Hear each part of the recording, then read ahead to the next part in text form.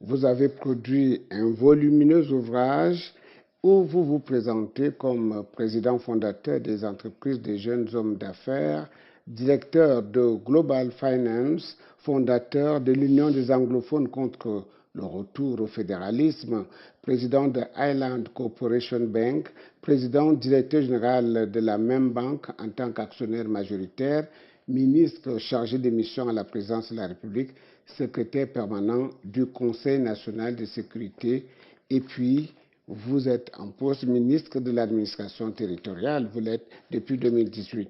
Monsieur le ministre, pourriez-vous nous aider à compléter votre bio-express, celui que je viens de présenter, avant votre engagement professionnel? Les jeunes gens qui vous suivent aimeraient en savoir davantage sur votre cursus scolaire, voire académique. Merci. Vous avez dû constater que je suis un financier à la base.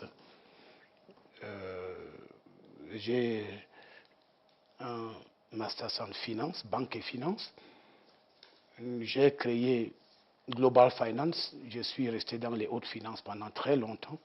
Déjà en 82, j'étais le directeur de Global Finance. Ensuite, directeur général de la Highland Corporation Bank. Président directeur général quand j'ai racheté, n'est-ce pas, la banque. Je suis devenu actionnaire majoritaire. Donc, j'ai exercé dans la haute finance pendant de très longues années.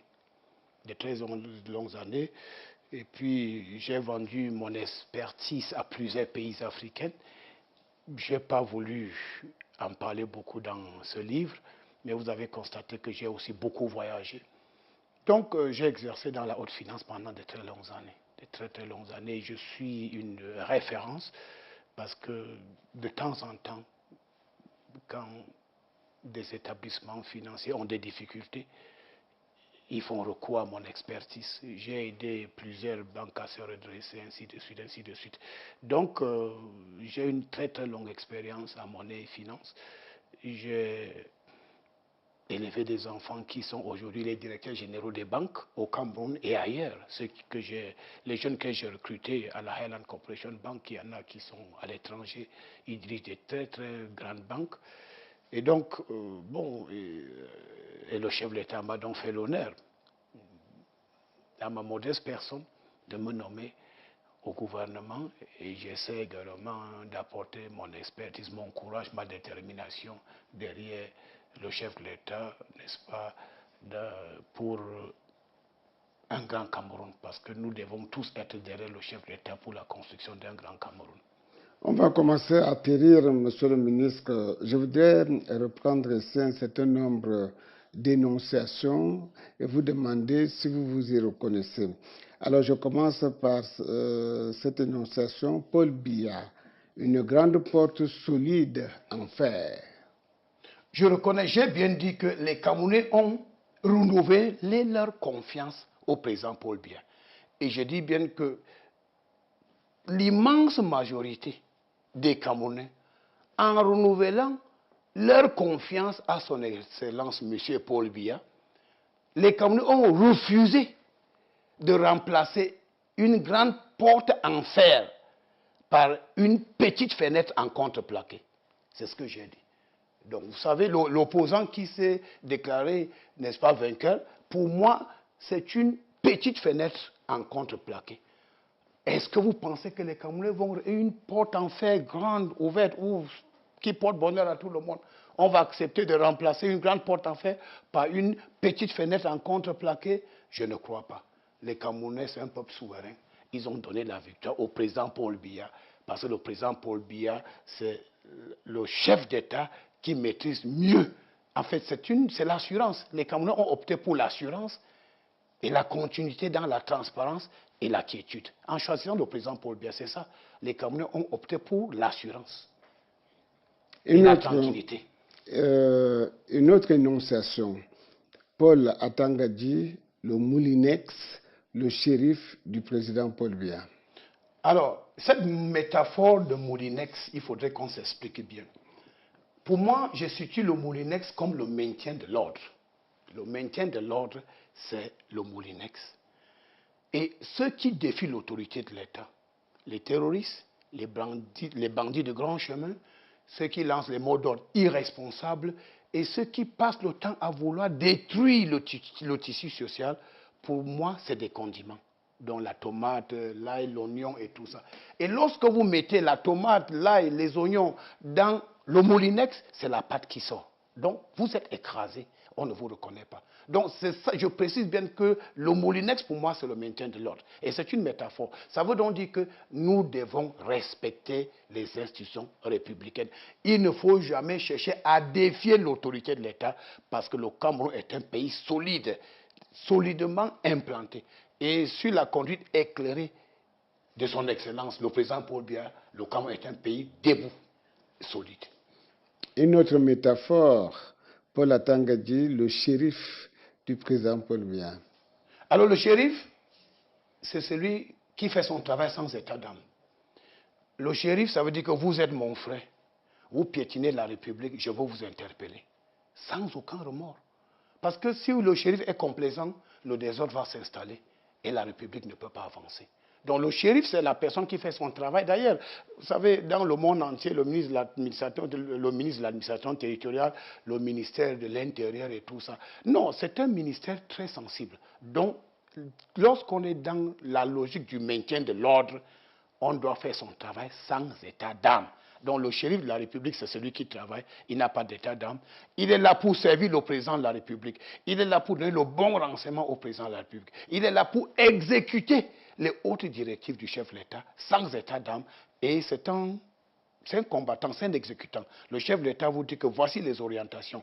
Vous exécutez les instructions du chef de l'État sans état d'âme pour produire le bon résultat. Au bénéfice des populations. Au bénéfice des... Oui, les instructions du chef de l'État, c'est... Le chef de l'État est élu par le peuple souverain. Et il a une feuille de route. Il déroule la feuille de route.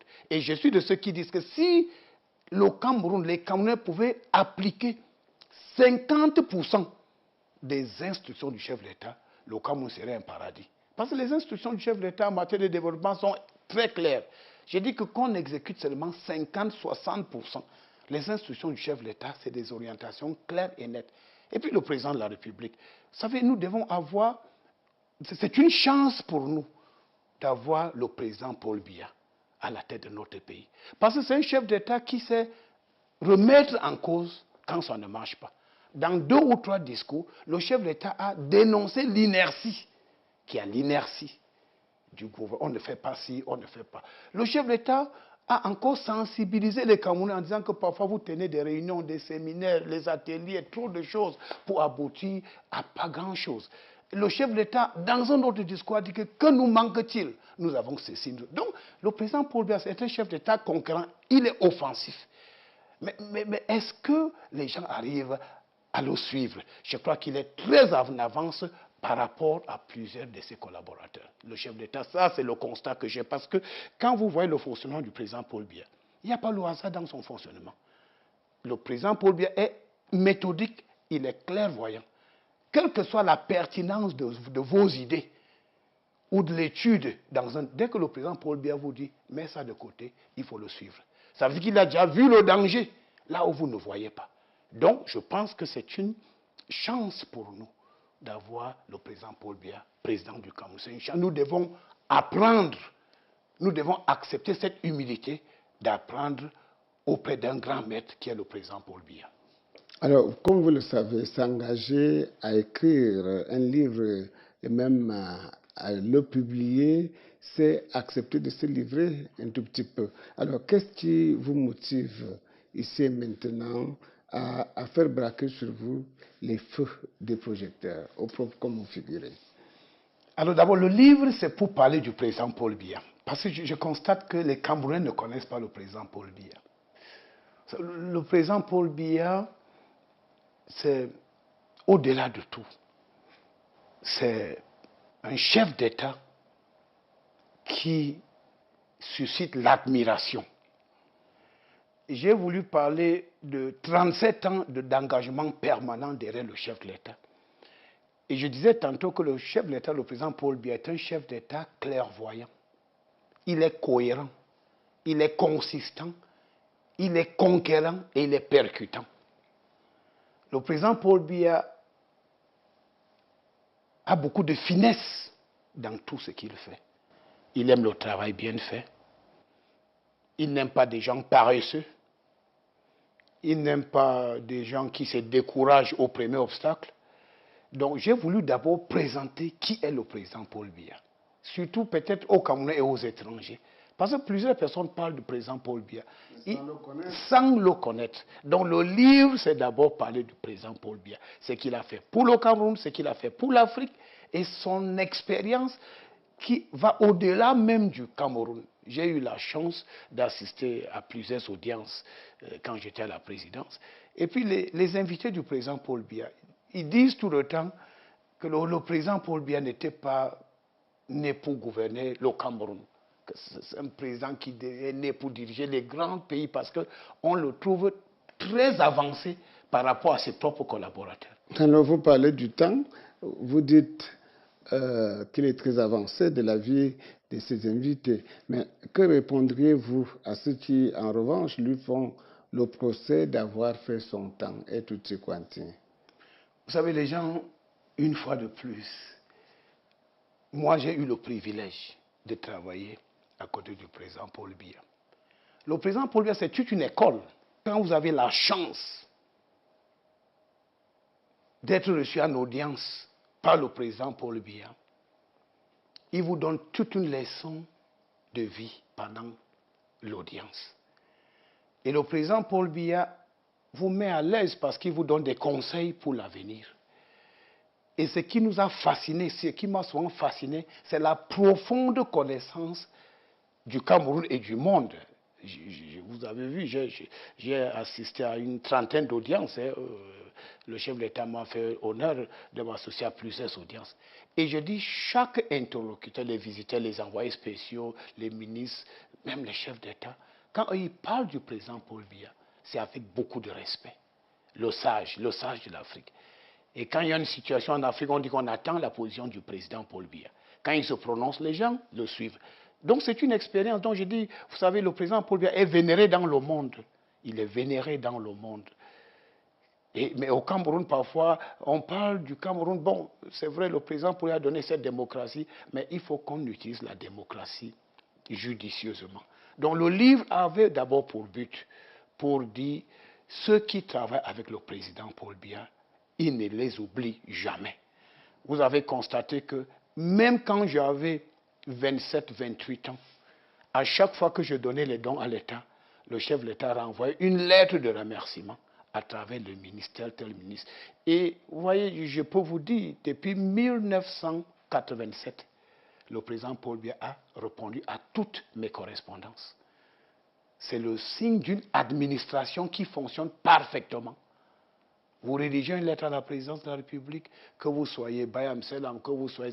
Cette lettre, dès que le chef de l'État prend connaissance de votre situation, vous avez la réponse. Il faut... Je suis bien placé. Il y a beaucoup de témoignages dans ce sens, effectivement, que nous connaissons. Exactement. Alors, monsieur le ministre, il y a dans cet ouvrage un certain nombre de situations que vous passez en revue, puisque, comme vous le savez, l'homme se mesure par rapport aux obstacles, par rapport à l'obstacle.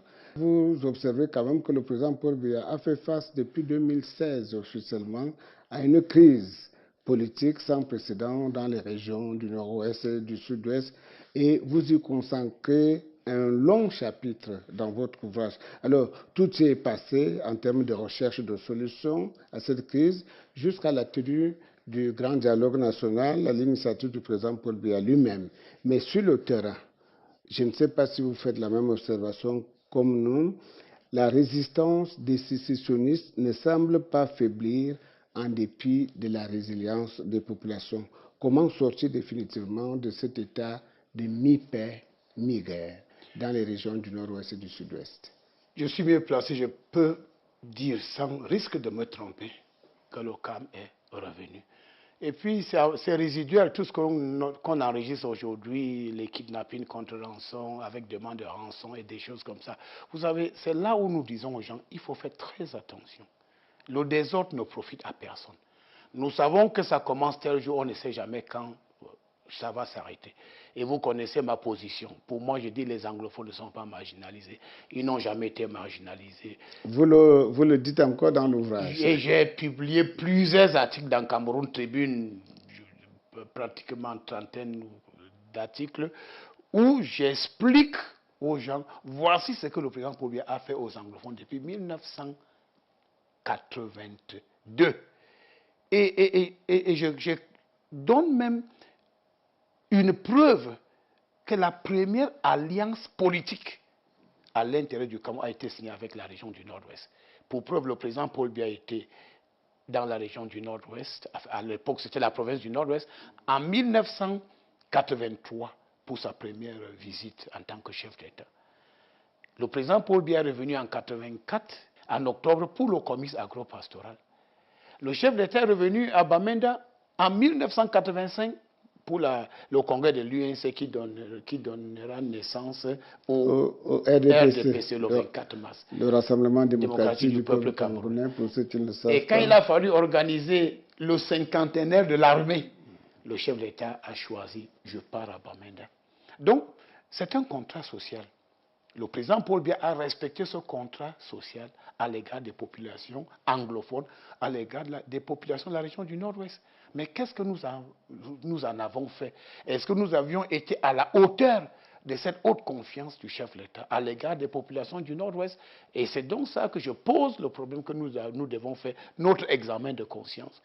Et, n'est-ce pas, fait peut-être qu'on peut appeler notre mea culpa, mea culpa, et se redresser et faire les choses correctement. Nous devons être politiquement corrects.